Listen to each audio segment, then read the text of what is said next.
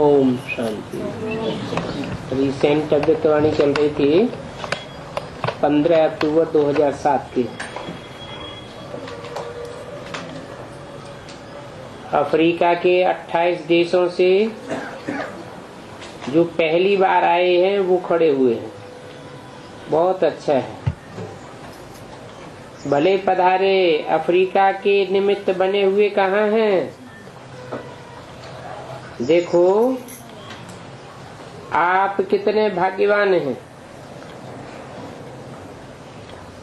स्वयं बाप ने आप बच्चों को याद किया और कोई न कोई द्वारा संदेश भिजवाया।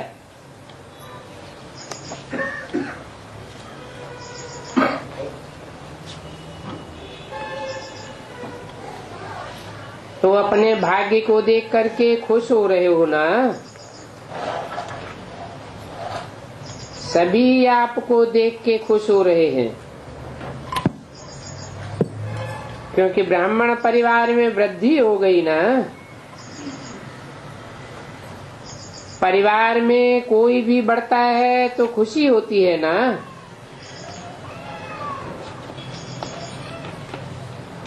तो सब देखो खुश हो रहे हैं और आप सबको देख करके खुश हो रहे हैं। 15/10/2007 की अव्यक्तवाणी का 6ठा पेज। दूसरे देशों से जो पहली बार आए हैं वो उठो, मुबारक हो। दादियों से, दादियां सिकिलदी है ना? दादियां हैं या साथी हैं?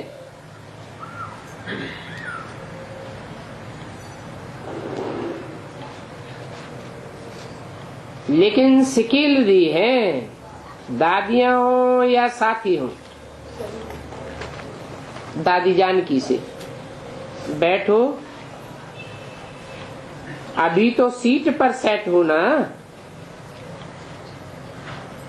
कौन सी सीट पर? जानकी दादी से बोला कौन सी सीट पर सेट हो? अभी तक कौन सी सीट पर सेट थी? अभी तो सोमाद की सीट पर तो पहले भी सेट थी। अभी किसके लिए कहा?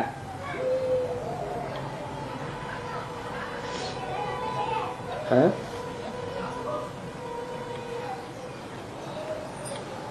अभी तक थी विदेश सेवा की सीट पर सेट। विदेशों की इंचार्ज थी। और अब विदेशों की भी इंचार्ज और भारत की भी इंचार्ज। अभी तो सीट पर सेट हो ना। बाप दादा ने आपको निमित्त बनाया है।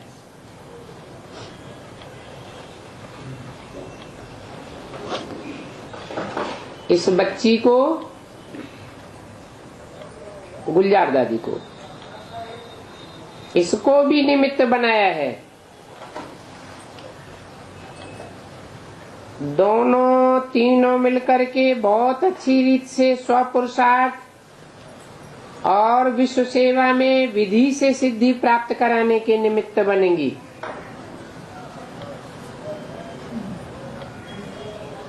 वो तो रिद्धि सिद्धि वाले हैं, अल्पकाल के। और आपकी है विधि से सिद्धि। विधि से सिद्धि के बजाय उन्होंने रिद्धि सिद्धि कर दी। बाप दादा ने दादी जानकी के सिर पर हाथ रखा। ठीक है ना? सभी मिलकर करेंगे। सभी मिलकर के संगठन को उमंग उत्साह में लाएंगे। यह तो निमित्त पहला नंबर है। कौन? सर पे हाथ रखा ना। जानकी दादी। ये निमित्त पहला नंबर, दूसरा नंबर कौन? गुलजार दादी। तीसरा नंबर दे देते हैं, लेकिन है सभी सेवा के साथी। एक दो को मंगू दिलाते आगे बढ़ेंगे। और जो दादी का संस्कार रहा है बाप को प्रत्यक्ष करने का, दादी ने भी बटन तो हाथ में लिया है, लेकिन दबाएंगे तो आप ना। कौन सा बटन?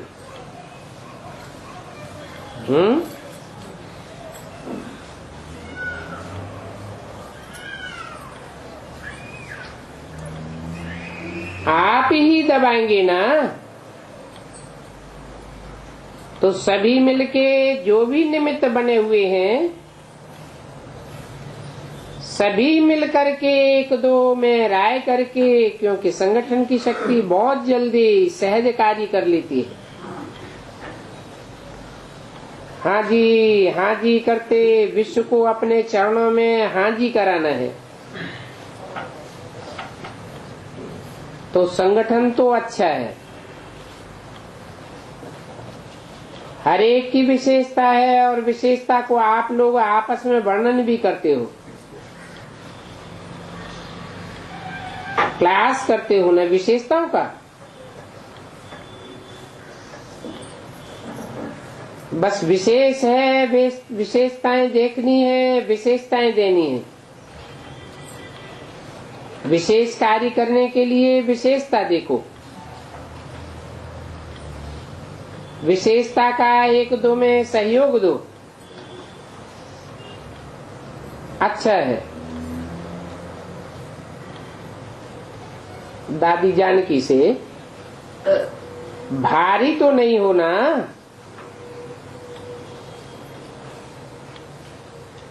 भारी तो नहीं होती ना।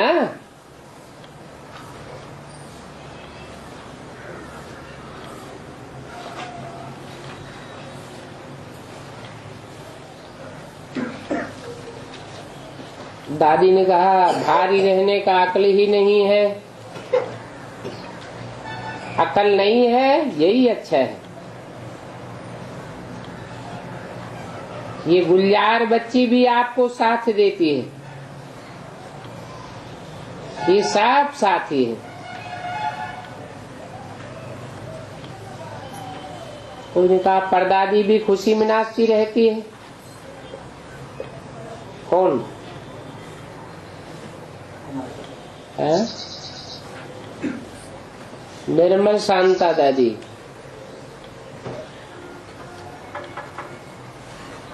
खुशी में नाचती रहती है। अच्छा, खुश रहती है,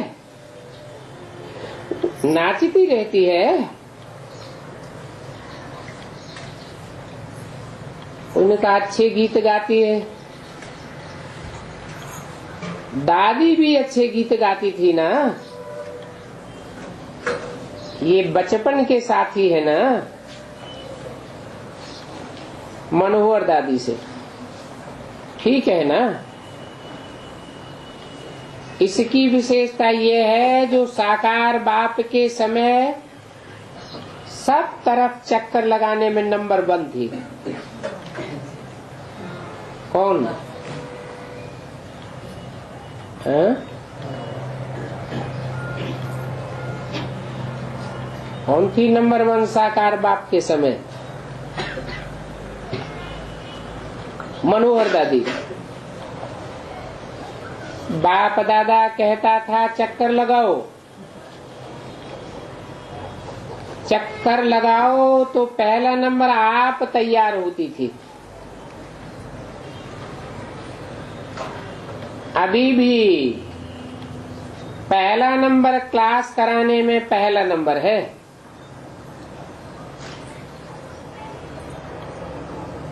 संगठन में पहुंचने में, हर कार्य में पहला नंबर।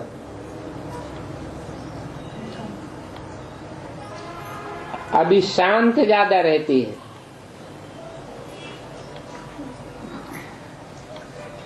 अभी बचपन को याद करो, बीमारी को नहीं, बचपन याद करो।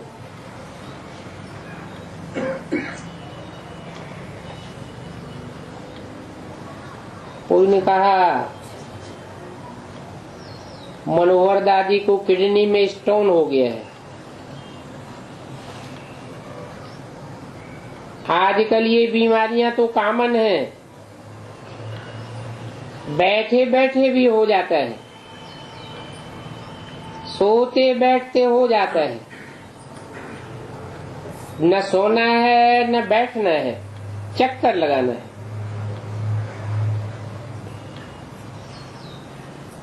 विदेश की मुख्य बड़ी बहनों से आज फॉरेन ग्रुप आया है।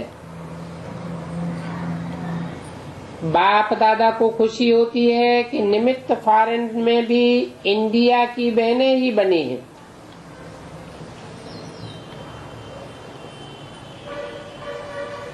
इंडिया ने फॉरेन में रौनक लाई है।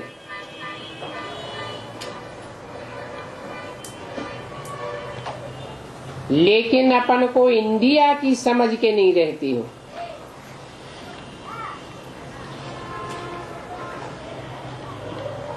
विश्व की समझ के रहती हो, तभी ये सेवा हो सकी है। अगर इंडिया का भान हो तो सेवा नहीं हो सकेगी।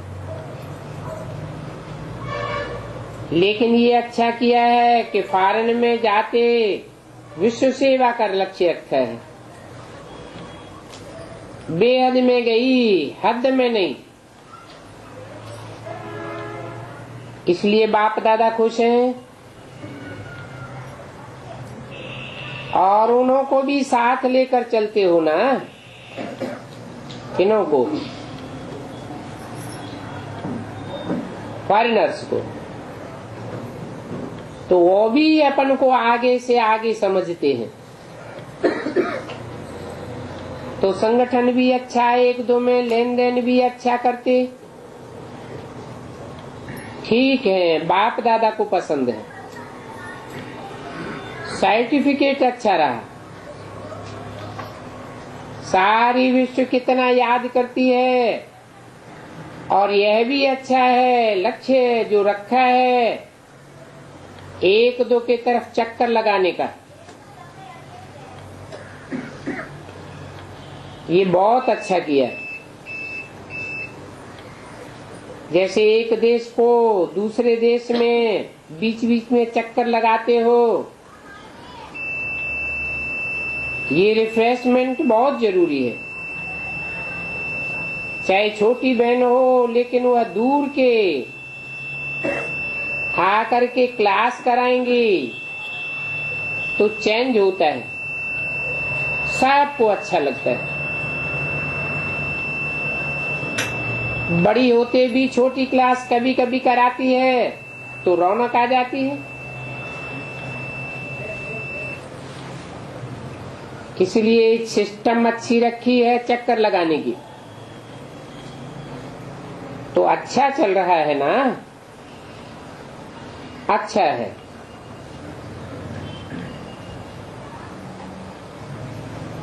उनका इस बारी और कोई नवीनता आवे। जर्मनी में बुक फेयर बहुत अच्छा रहा, कोई ने बताया। दिन प्रतिदिन अनुभवी भी होते जाते हो ना, अनुभव भी काम करता है तो अच्छा है और अच्छा ही चलाए रहे हैं।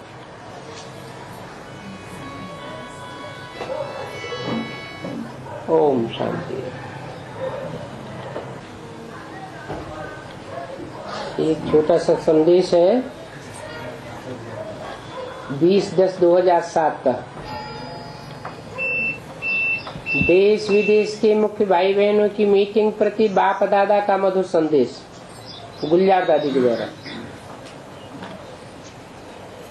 आज आप सबकी याद प्यार लेते हुए बाबा के पास पहुंची तो क्या देखा, सदा के सदस्य बाप दादा सामने खड़े थे और मैं सामने से मधुर मुस्कान मधुर दृष्टि लेते हुए सन्मुख पहुंच गई। बाप दादा ने बहुत स्नेह रूप से अपनी बाहों का हार हमारे गले में डालकर बोला,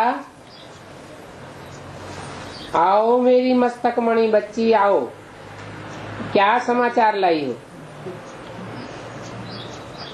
मैं बोली, बाबा आज तो आपके विशेष सेवार्थ निमित्त बने हुए देश विदेश के बच्चों का याद प्यार लाई हूँ। बाबा बोले, बाप दादा तो ऐसे निमित्त बच्चों को देख करके बहुत खुश हो रहे हैं। बाप दादा इस संगठन को देख बहुत खुश है कि देश विदेश के बच्चे आपस में मिलकर बहुत प्यार से सेवा को निर्विघ्न बनाए आगे बढ़ाने के प्लान बनाए रहे हैं। बच्चों का ये स्नेह भरा मिलन का लेन देन करने का दृश्य बाप दादा देख देख करके खुश हो रहे हैं। बच्चों के गीत गाते वाह वाह कर रहे हैं, वाह मेरे निमित्त सर्वसेवल बच्चे वाह। ऐसे कहते ही बाबा ने बच्चों से कहा, बोला बच्चों ने समय भी दिया और मेहनत भी बहुत की है, तो बाबा बच्चों को वतन में मिलने के लिए बुलाए रहे हैं। ऐसे कहते ही सब बच्चे सेकंड में वतन में पहुंच गए और क्या देखा कि जैसे यहाँ सब सर्किल में माला की तरह बैठे हुए हैं, वैसे बाबा बीच में खड़े थे और सब बच्चे मर्ज होते गए और एक एक बाबा के गले में मणि के रूप में माला के रूप में समाये गए।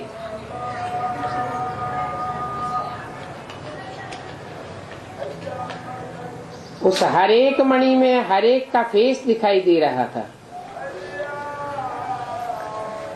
इतना सुंदर ये मणियों का हार था जो हमने भी पहली बार देखा। बाबा एक एक मणि को अपने हाथ में उठाए बहुत ही स्नेह शक्ति संपन्न दृष्टि दे रहे थे।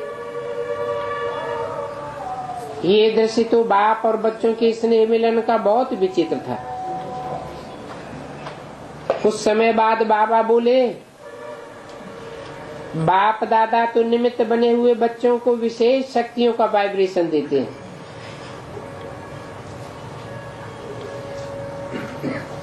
क्योंकि बच्चों की शक्तिशाली मर्सीफुल वृत्ति से ही तो विश्व में श्रेष्ठ वाइब्रेशन पहुंचता है। उसके बाद बाप दादा बोले, इन प्लानिंग बुद्धि बच्चों को देख बाप दादा खुश हैं।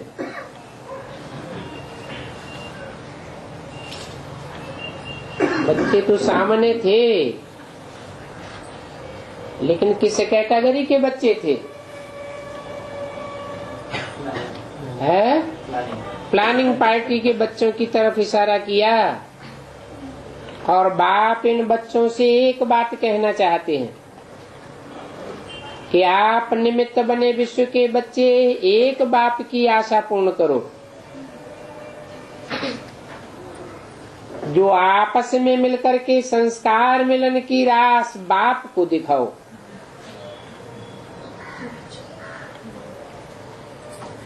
मना क्या कमी देखी प्लानिंग पार्टी वालों में? है यूनिटी देखी कि संस्कार आपस में बहुत टकराते हैं, तो संस्कार मिलन की रास बाप को दिखाओ, क्योंकि ये संस्कार परिवर्तन ही सर्व विघ्नों को समाप्त करने का सहज साधन है।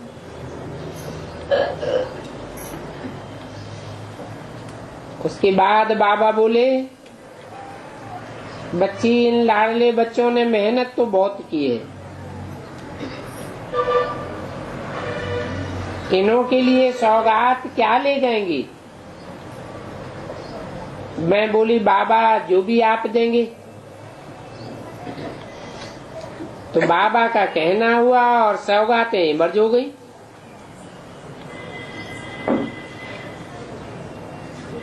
आज एक सौगात नहीं थी लेकिन 3 थी।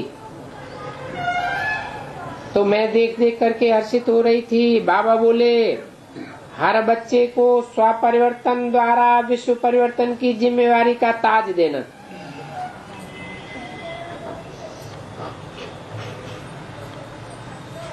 और सम्मान देने की निशानी तिलक देना।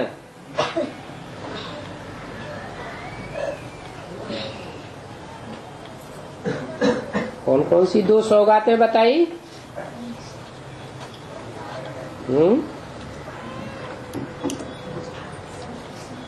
स्वपरिवर्तन से विश्व परिवर्तन पहली सौगात, और दूसरी सौगात सम्मान देना। कोई भी हो, जो भी सामने आवे, सम्मान देने की निशानी तिलक। और तीसरा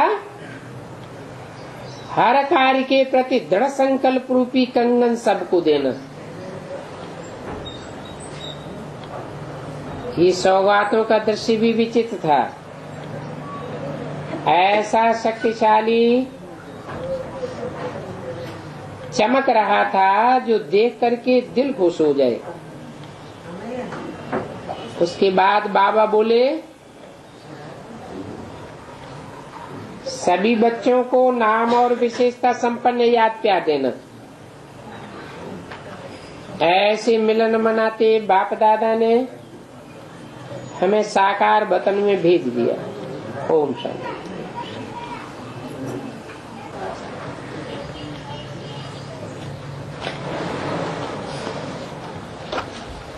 आपकी प्रातः क्लास की मुरली है 12 फरवरी 1968। रूहानी बच्चों को रूहानी बाप बैठ समझाते हैं।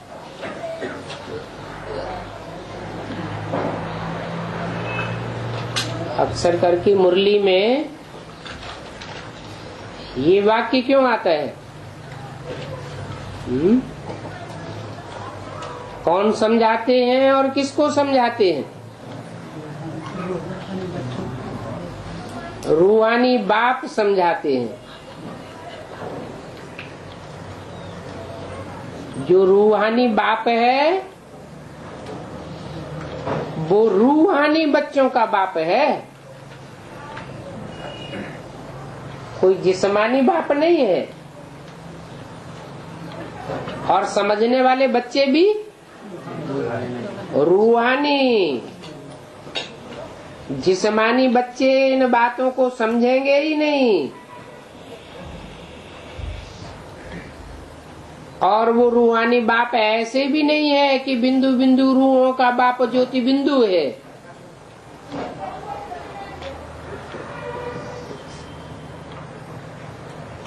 वो कोई में बैठ करके समझाते हैं। अभी ये तो बच्चे समझ गए हैं कि सृष्टि का ऊपर जाना और नीचे आना होता है,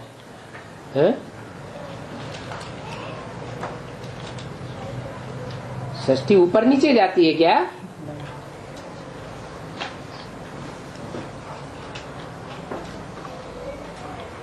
ऊपर जाना मतलब ऊंची स्टेज में जाना, सतो प्रधान सतो सामान्य स्टेज में जाना। और सृष्टि का नीचे आना माना तमो प्रधान रजो प्रधान स्टेज में आना। ये होता रहता है। इनका भी एक चित्र युक्ति से बनाना चाहिए। बच्चे तो समझते हैं हम अभी ऊपर जा रहे हैं। सतयुग से त्रेता तक ऊपर रहते हैं, फिर नीचे उतरते हैं। अच्छा, सतयुग से नीचे उतरना शुरू नहीं होते हैं? नीचे तो उतरते हैं, लेकिन उतरने की गति बहुत धीमी होती है।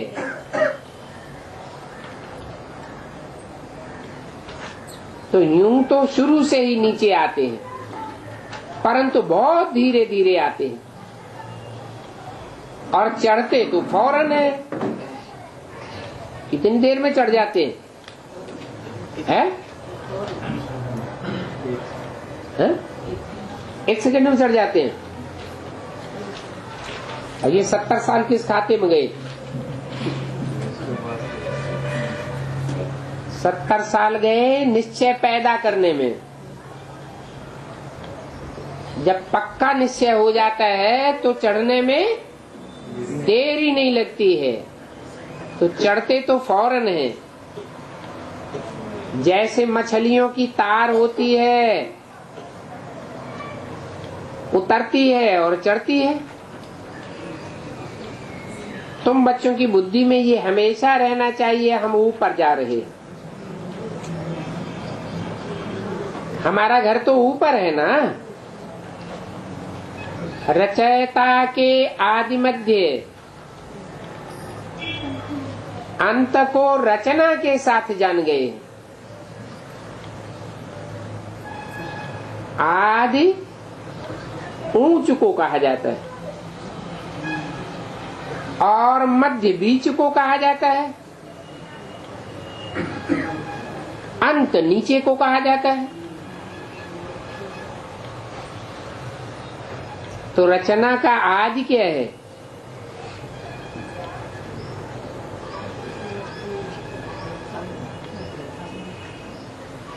रचना है सतयुग के राधा कृष्ण, जो नर नारायण विश्व के मालिक की औलाद हैं। फिर मध्य क्या है?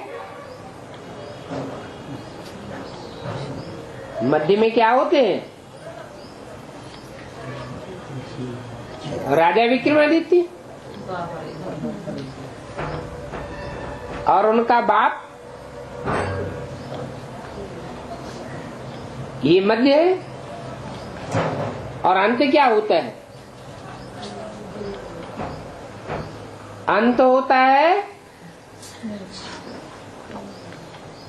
जो राधा कृष्ण का बाप था सतयुग के आदि में, विश्व का मालिक था, वो फुल बैगर बन जाता है।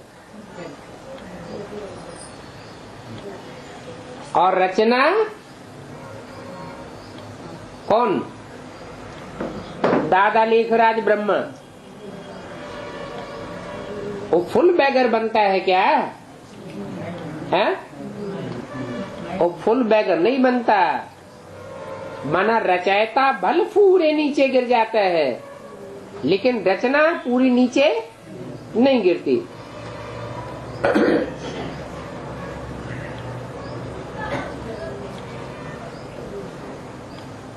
सतयुग से त्रेता, फिर द्वापर से कलयुग आता है, अर्थात स्वर्ग से फिर नरक में आते हैं। अभी फिर हमको ऊपर जाना है। नंगे आए थे, नंगे जाना है।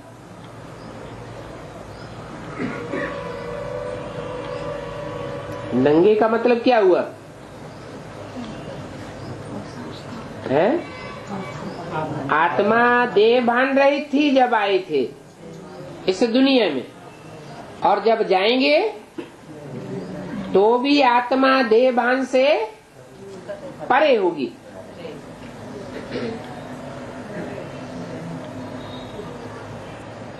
तो ये षष्ठ चक्र ऐसे फिरता रहता है, गोल चक्कर है ना।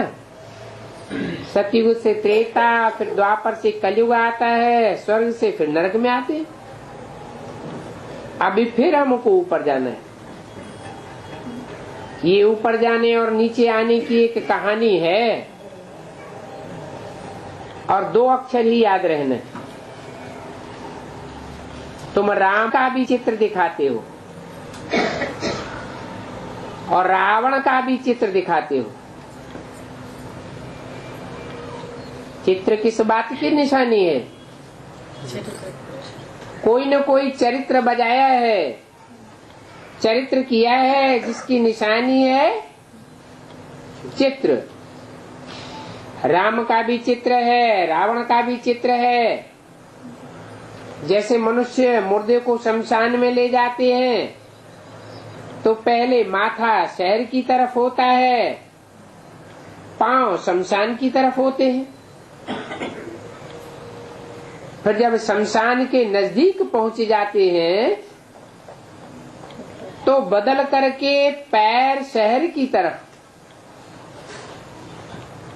और माथा शमशान की तरफ कर देते हैं। कहाँ की बात बताई? वो तो भक्ति मार्ग की यादगार दिखाई है। भक्ति मार्ग में ऐसा करते हैं। वो यादगार कहाँ की है? संगम में क्या करते हैं?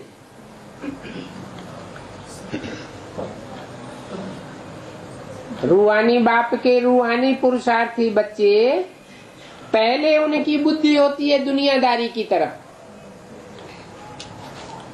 और जब संपन्न स्टेज के पुरुषार्थ तक पहुंचते हैं तो बुद्धि किस तरफ हो जाती है?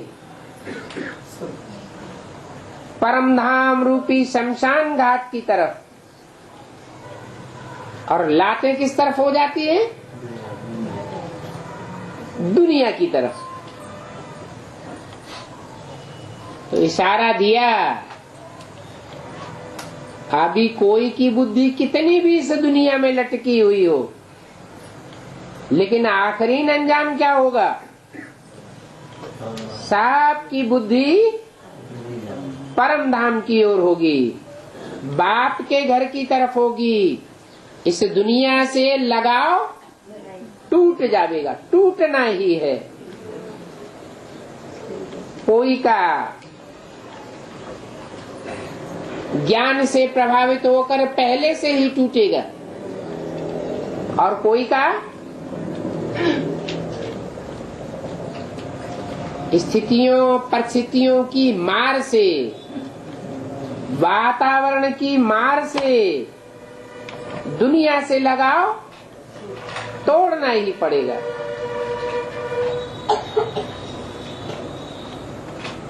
तो समझो, ऐसे ही तुमको ऐसा चित्र बनाना चाहिए।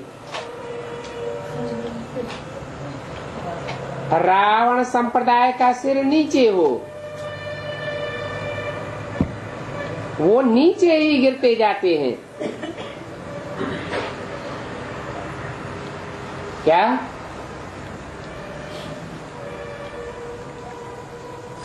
उनकी अवस्था नीचे गिरती जाएगी। कौन? जो अनेकों की मत पर चलने वाले हैं,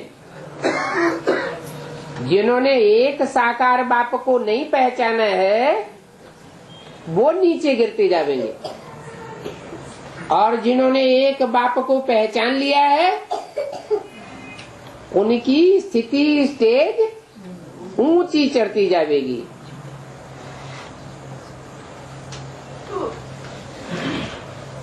वो हैं ही स्वर्ग में जाने वाले। कहाँ जाने वाले? नाम क्या रखा? स्वस्थिति, स्वचिंतन की स्टेज में जाने वाले हैं। वो स्वर्ग का अनुभव करेंगे। समझाया भी जाता है, अल्लाह के बच्चे अल्लाह ही होते हैं। अल्लाह माना ऊंचा, तो ऊंचे बाप के बच्चे भी कैसे होंगे? ऊंचे ही बच्चे होंगे। फिर कलयुग के अंत में उल्लू बन पड़ते हैं। उल्लू बन पड़ते हैं तो उल्टा लटक पड़ते हैं। चमगादड़ को उल्लू कह देते हैं। चमगादड़ सर नीचे की तरफ लटकाता है और पांव ऊपर की तरफ लटकाता है। तो कलयुग के अंत में संग के रंग में आते आते तुम बच्चों की ये हालत हो जाती है। उल्लू का सिर नीचे, टांग ऊपर। उनकी आंखें दिन में बंद होती है और रात में खुली रहती है। क्या? दिन माना जो ज्ञान सूर्य की रोशनी वाला भरा पूरा दिन है, उसमें आंखें बंद उल्लू की, और रात में आंखें खुल जाती हैं। ये दुनिया में कलयुग के अंत में क्या फैल जाता है? देह और देह के संबंधों, देह के पदार्थों का अंधकार फैल जाता है। उस अंधकार में संग के रंग में आते आते ऊंचते ऊंच बाप के बच्चे भी बड़ी बड़ी आंखों वाले हो जाते हैं। उन्हें दुनिया ही दिखाई पड़ती है।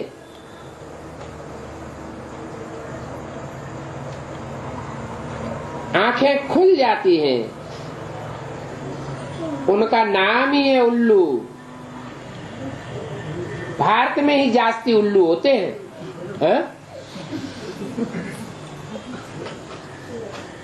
और दूसरे देशों में उल्लुओं की तादाद इतनी जास्ती नहीं होती है। मनुष्य भी भारत में ही जास्ती उल्लू बन जाते हैं।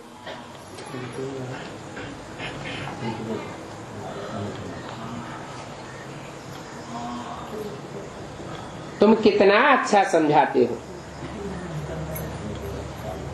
बताते हो ये शास्त्र आदि तुम्हारे रंग हैं। मनुष्य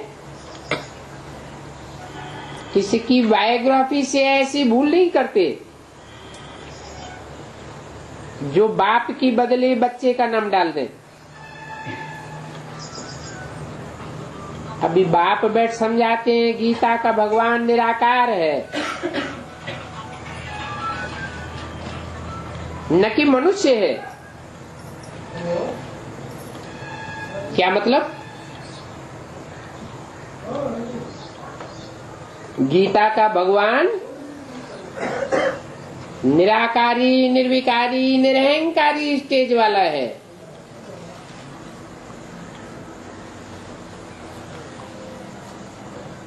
साकारी स्टेज वाला नहीं है। जो निराकारी होगा वो सोचता होगा या असोचता होगा? है? सोचने वाला होगा, मनन चिंतन मंथन करने वाला होगा, या असोचता होगा? जो निराकार होगा वो सिर्फ निराकार माना बिंदु की स्टेज वाला होगा ना। मनन चिंतन मंथन उसको करने की दरकार है नहीं है। तो जो निराकार है, असोचता है, वो ही अभोक्ता है। न सुख के वाइब्रेशन है, न दुख के वाइब्रेशन, न सुख के चिंतन में रहता है और न दुख के चिंतन में रहता है। उसको कहा जाता है भगवान। वो ही गीता का भगवान है। और जो सोचने विचारने की स्टेज में है, मनन चिंतन मंथन करने की स्टेज में है, वो मनुष्य कहा जाता है। उसको भगवान नहीं कहा जाता है। और मनुष्य से भी नीची स्टेज है जानवर की। जानवर मनन चिंतन मंथन करता है क्या? नहीं करता है। सोच विचार चलाता है क्या? नहीं चलाता है। तो ये तीसरी कैटेगरी हो गई। एक जानवर बुद्धि, एक मनुष्य बुद्धि, और एक मनुष्यों में भी सुधरे हुए तो मनुष्य लेकिन सुधरे हुए हैं, किसी को दुख देने वाले नहीं हैं। वो देवता बुद्धि। और उनसे भी ऊपर, देवताओं से ऊपर कौन है? देवताओं से ऊपर है भगवान।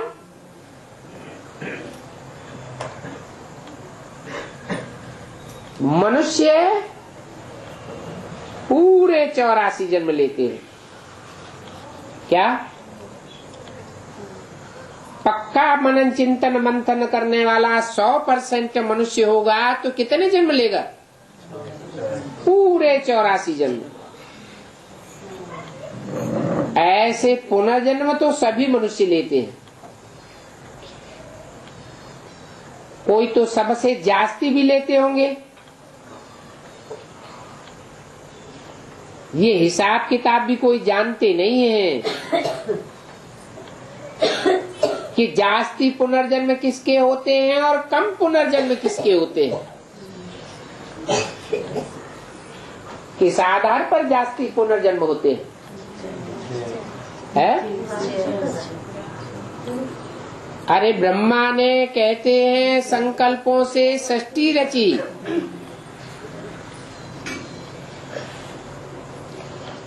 तो अकेले ब्रह्मा ने रची या ब्राह्मण बच्चों ने भी रची होगी? ब्राह्मण बच्चों ने भी अपने अपने संकल्पों से सृष्टि रची होगी अपने लिए। तो कोई ने ज्यादा संकल्प चलाए होंगे और कोई ने कम संकल्प चलाए होंगे। जिन्होंने ज्यादा से ज्यादा संकल्प चलाए उनके जास्ती जन्म हो गए, और जिन्होंने कम संकल्प चलाए उनके कम जन्म हो गए। परंतु ये हिसाब किताब भी कोई जानते नहीं है। कितने बड़े बड़े ऐप्स हैं, समझाने से भी समझते नहीं है और गुरूर गुरूर करते रहते हैं। और बच्चे भी अभी छोटे, ये बच्चे गोद में बैठने लायक हैं। किस समय की बात है? गोद में बैठने लायक बच्चे हैं, वो किस समय की बात बताइए? नहीं, 68 की वाणी है। ये बच्चे गोद में बैठने लायक हैं, मनन चिंतन मंथन करने वाले नहीं हैं, पैदल चलने जैसे भी नहीं है। संकल्पों की ऊंची ऊंची उड़ान भरने की तो बात ही दूर, अभी भी बच्चे हैं गोद के।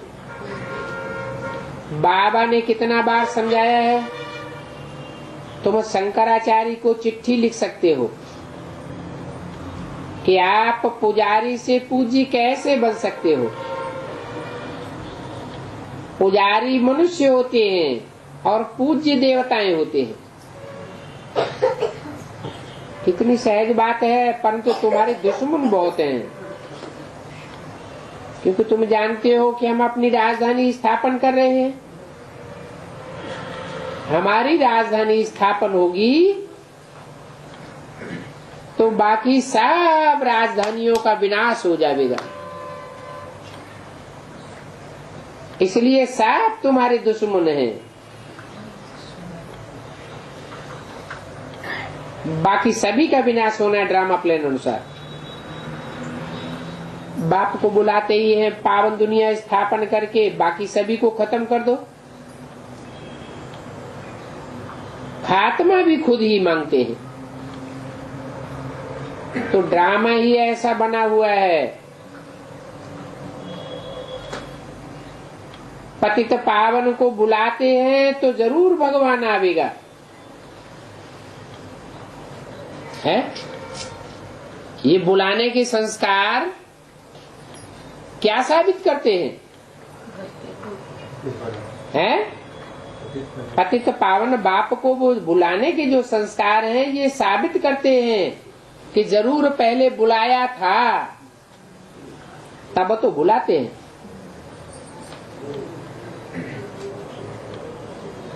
कोई ने रसगुल्ला खाया होगा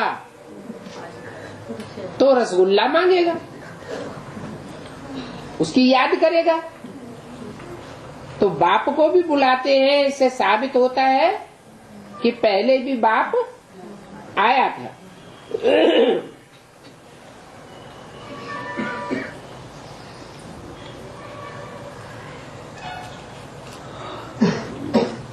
परंतु ये समझते नहीं है कि जरूर भगवान आवेगा तो अनेकों का विनाश भी होगा। वंडर है, इसलिए पत्थर बुद्धि कहा जाता है। नई दुनिया को कहा जाता है गोल्डन एज, और पुरानी दुनिया को आयरन एज। पारसनाथ नाम है, तो पारसनाथ भी कोई तो होते हैं ना, नाम किस आधार पर पढ़ते हैं? कोई ने पारस का काम किया होगा तो पारसनाथ नाम पड़ा है। पारस के बारे में क्या गायन है? पारस पत्थर का गायन है कि लोहे से टच करते जाओ तो लोहा भी सोना बनता जाएगा। परंतु ये गायन मात्र है संगम युग का, ऐसा कोई होता नहीं है। ये दिखाया है कि कोई कोई बच्चे हैं जो ऐसी श्रेष्ठ स्टेज प्राप्त करते हैं कि उनके संग के रंग में, उनके टच में जो भी आत्माएं आती हैं वो पत्थर बुद्धि से पारस बुद्धि बन जाती है। तुम भी ज्ञान दे करके पत्थर बुद्धियों को पारस बुद्धि बनाते हो ना। पहले हम भी क्या थे? पत्थर बुद्धि थे। सच के आदि मध्य अंत के बारे में, भगवान के बारे में कुछ भी नहीं जानते थे। और अब बुद्धि देखो कितनी पारस बन गई है। अब हम जो जानते हैं वो बड़े बड़े नहीं जानते। पवित्र को पारसनाथ और पतित को पत्थरनाथ कहा जाता है। पवित्र बुद्धि और पत्थर बुद्धि, इतनी अच्छी अच्छी बातें हैं फिर भी समझते नहीं है। तुम बड़े बड़े आदमियों को बुलाते हो और ये अहंकार में आकर के बात करते हैं। समझते हैं इन्होंने हमको ज्ञान दे करके, मान दे करके बुलाया है, तो ज्ञान मान दिया ना। बुलाने वाले जरूर छोटे ठहरे। क्या कहा?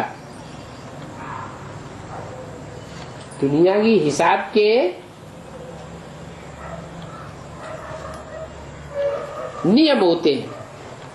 कोई किसी को बुलाता है तो क्या समझा जाता है? इसको गरज पड़ी है तो बुलाया। अपन को मान मर्तबा वाला समझते हैं, उनकी दृष्टि ऐसी रहती है। कोई कोई सुनने समय कहते भी हैं, समझाते तो बहुत अच्छा है, परंतु फिर घर चले जाते हैं तो खलास हो जाता है। कांटों को फूल बनाने में कितनी मेहनत लगती है। इसलिए एक ही बात है जो सर्व समर्थ है,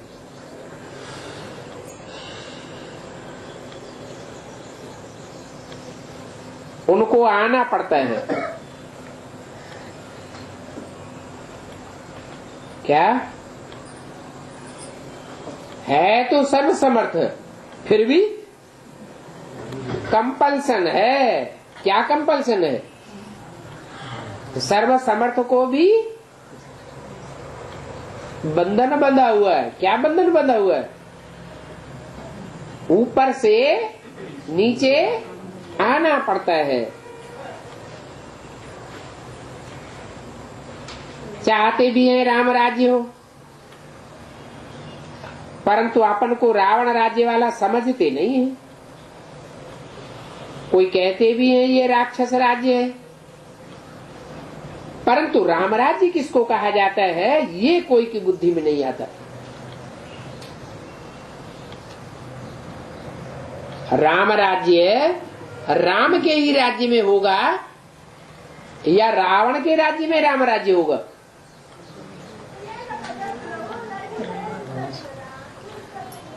राम राज्य करने वाला कौन होगा और रावण राज्य करने वाला कौन होगा? रावण राज्य करने वाले रावण ही होंगे और राम राज्य करने वाला राम ही होगा।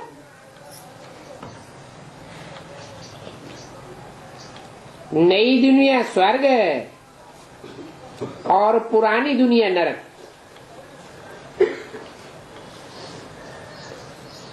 परंतु ये किस चीज का नाम है? नरक और स्वर्ग ये किसी को पता ही नहीं है किस चीज का नाम है। स्वर्ग किस चीज का नाम है और नरक किस चीज का नाम है?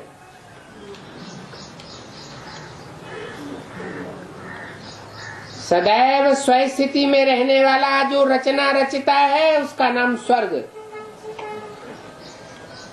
और सदैव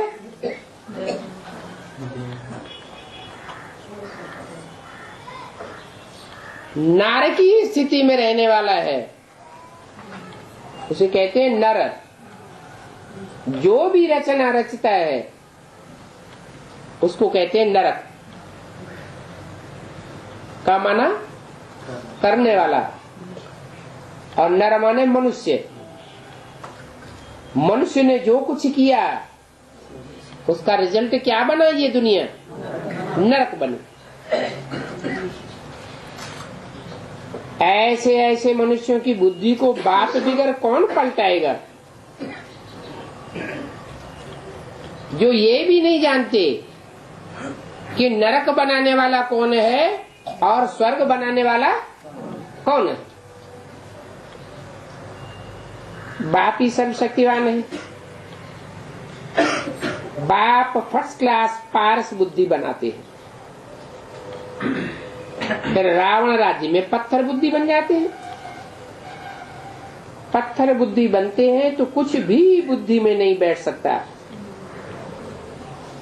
तुम्हारी बुद्धि में अभी ये बातें हैं तो ये नॉलेज सदैव बुद्धि में रहनी चाहिए।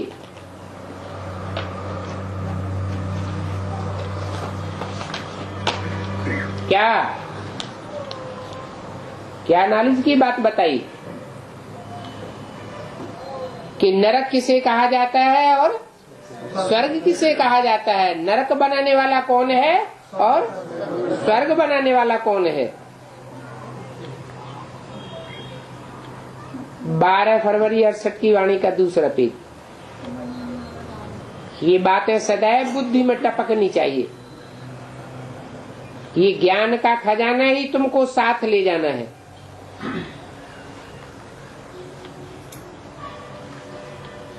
खजाना साथ होगा तो ले जावेंगे। कैसे ले जावेंगे? सत्युग त्रेता में ज्ञान का खजाना जावेगा क्या? जावेगा? फिर उसी ज्ञान खजाने की धारणा आत्मा में साथ जावेगी। तो आत्मा में धारणा चाहिए। यहाँ बैठे भी बुद्धि में समझते हैं हम अभी ऊपर बाप के पास जा रहे हैं।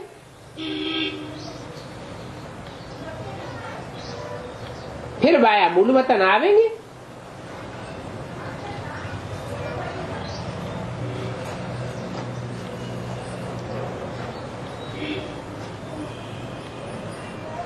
ये भी वाया होकर आवेंगे। कौन? यह भी वाया होकर आवेंगे। कौन? ये ब्रह्मा और ब्रह्मा के फॉलोअर्स। इनको भी परम धाम जाना, ऐसे नहीं सूक्ष्म वतन में ही बैठे रह जाएंगे। हम भी मूल वतन में जावेंगे और फिर आवेंगे, प्रजा भी आवेगी, हमारी प्रजा भी आवेगी और इनकी प्रजा भी आवेगी। अभी सारा होल लाट वापस जाना है। होल लाट माने चाहे रावण संप्रदाय के हो और चाहे राम संप्रदाय के पक्के हो, सबको वापस जाना है। अभी तुम बच्चों को बाप को भी याद करना है। क्या?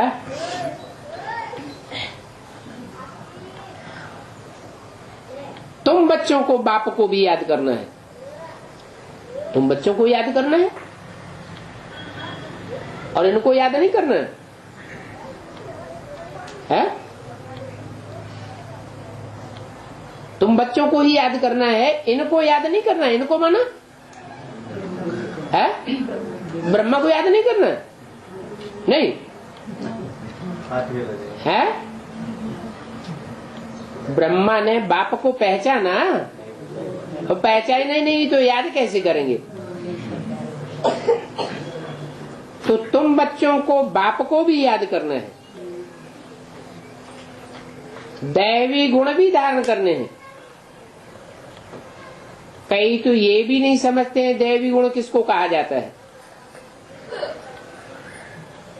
आसुरी गुणों का शो करते रहते हैं, परंतु दैवी गुणों का शो नहीं कर सकते। यहां तो आते हैं तो नशा चढ़ता है, घर में गई खलास, फिर बाल बच्चे याद आ जाते हैं। बाप तो कहते हैं शरीर को भी भूल जाओ, बुद्धि से भूल जाओ, खाओ पियो भले, बुद्धि से बाप को याद करो। कम कारडे दिल यारडे। भक्ति मार्ग में बहुत बहुत अच्छे अच्छे अव्यभिचारी भक्त होते थे, एक के सिवा और कोई को याद नहीं करते थे।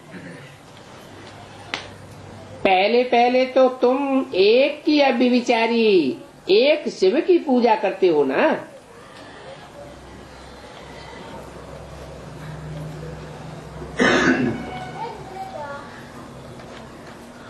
क्या कहा?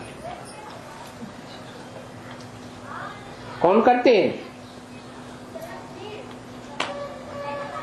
पहले पहले तो तुम एक शिव की अव्यभिचारी पूजा करते थे ना, तुम करते थे। हैं? तुम करते थे, यह नहीं करते थे। हैं? क्यों? अरे संगम युग में इन्होंने की होगी याद, तो वहां भक्ति मार्ग में पूजा भी करेंगे, और संगम युग में इन्होंने याद नहीं की तो ये पूजा भी कैसे करेंगे? इन्होंने माने किसने? है? इन्होंने माने ब्रह्मा बाबा ने। ब्रह्मा बाबा ने शिव की पूजा की है? शिव की पूजा नहीं की। शिव के भी दो प्रकार के रूप दिखाते हैं, एक शिवलिंग और एक दिखाते हैं लिंग में आंख नाक आंख कान मुंह भी दिखा देते हैं। एक है निराकार की याद और एक है साकार की याद, है लिंग। तो तुम एक अव्यभिचारी शिव की पूजा करते थे, बहुत याद करते थे, और एक ही शिव की मूर्ति थी। क्या? और ढेर सारी मूर्तियां उस समय नहीं थी, कुछ भी नहीं था, एक मूर्ति की सिवाय पूजा करने के लिए। उनको ही अव्यभिचारी पूजा कहा जाता था। शिव को याद करते थे, ताकत भी मिलती थी, फिर देवताएं आदि को याद करने लग पड़े, वृद्धि को पाते गए। पहले तो एक ही शिव था, क्योंकि इस समय अंत में तुमको शिव बाबा ही वर्षा देते हैं, तो जरूर उनकी शुक्रिया मानना चाहिए, है? उनकी शुक्रिया मानना चाहिए। ऐसे क्यों नहीं कहा मेरी शुक्रिया मानना चाहिए, है? ब्रह्मा के तन में ही तो बैठा था। सुनाने वाला किसके तन से सुना रहा था? ब्रह्मा के तन से। फिर उनका शुक्रिया मानना चाहिए ये क्यों कहा? आने वाले हाँ, इसलिए कहा कि ब्रह्मा के तन के द्वारा तो कुछ करके गए ही नहीं, सिर्फ सुना के गए। माँ के रूप में सुनाया, लेकिन माँ से वर्षा नहीं मिलता। इसलिए माँ की शुक्रिया मानने की बात नहीं है। किसकी शुक्रिया मानने की बात? ये बेहद का बाप है, उनकी शुक्रिया मानना चाहिए। जरूर कुछ करके गए हैं तो शुक्रिया मानते हो। भक्ति मार्ग में पहले तुम ही थे क्या? तुमने ही पहले पहले भक्ति की है, तो ज्ञान भी तुम ही पहले पहले उठाते हो। जिन्होंने भक्ति बाद में की है तो ज्ञान भी बाद में उठाते हैं। जिन्होंने अब व्यभिचारी भक्ति की है वो ज्ञान भी अब व्यभिचारी उठाते हैं। और जिन्होंने व्यभिचारी ढेर सारे देवताओं की भक्ति की है वो ज्ञान भी कैसा उठावेंगे? व्यभिचारी ज्ञान उठावेंगे। पहले तो तुम ही आए थे, फिर इस्लामी आए। वो इस्लामी तो उस तरफ के ठहरे, क्या? उस तरफ के माना पश्चिम में, पश्चिमी सभ्यता फैलाने वाले हैं। शिव बाबा की भक्ति तुम ही करते थे। तुम तो बाद में शुरू होते हैं, जबकि वृद्धि को पावे।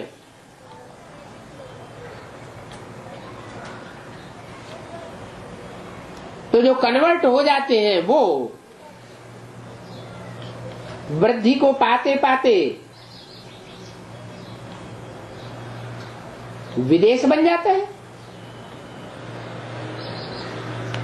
तो कहेंगे कि वो दूसरे बाद में आते हैं। कौन कौन? इस्लामी, बौद्धिक, क्रिश्चियन, ये बाद में आते हैं। राजाई चले पीछे शुरू करते हैं। उनके चेले ही राजाई को शुरू करते हैं। धर्म पिताएं आते हैं तो सिर्फ धर्म की धारणाएं सुनाते हैं,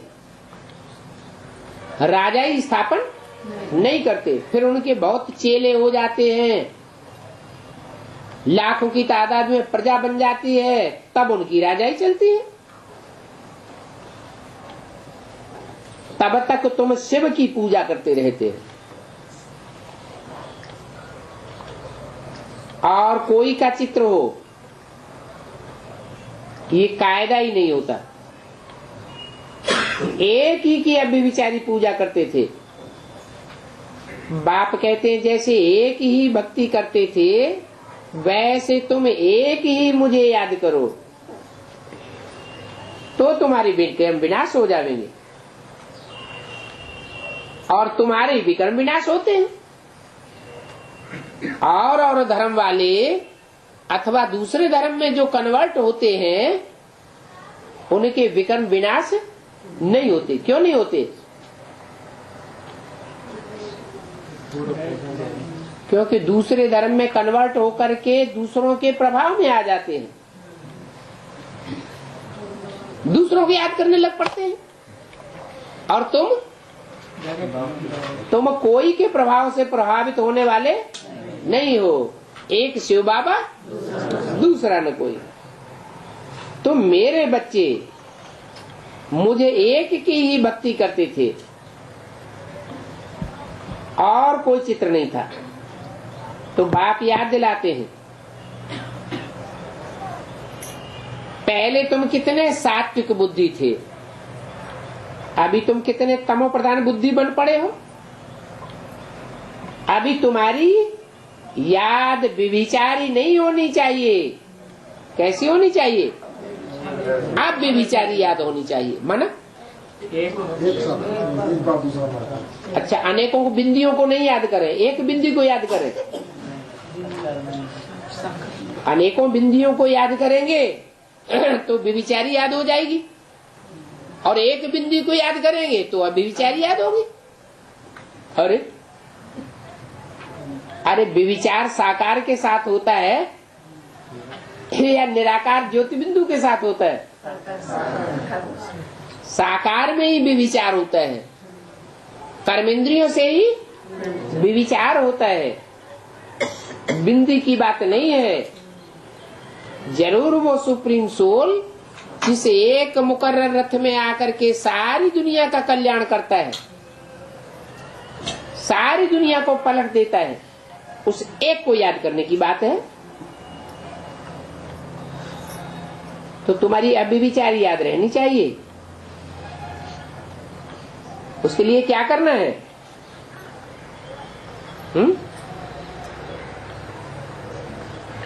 अविविचारी याद बनी रहे, इसके लिए क्या करना है?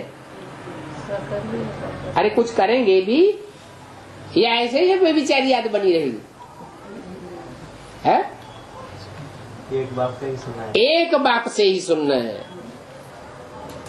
एक बाप के सिवाय और कोई की बात नहीं सुनना। एक कान से सुनो, दूसरे कान से निकाल दो।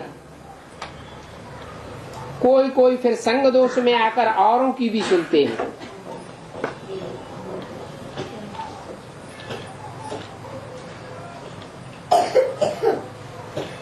आधा कल्प तो वेद शास्त्र ग्रंथ आदि सुनते सुनते दुर्गति को पाया है, तो वो रग पड़ी हुई है।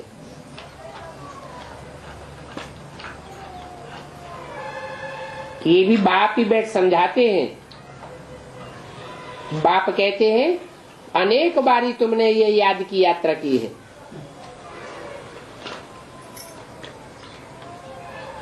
फिर भी याद की यात्रा में नंबरवार तो है ना। नंबरवार माना कोई आदि से अंत तक एक की याद करने वाले हैं, एकलव्य, और कोई एक की जगह औरों को भी थोड़ा बहुत याद करते हैं, कोई ज्यादा याद करते हैं। सभी एक रस तो याद नहीं कर सकते कि आदि से अंत तक एक को ही याद करते रहे। वो सभी नहीं हो सकते, एक दो हो सकता है लेकिन सभी नहीं हो सकते। ओम शांति।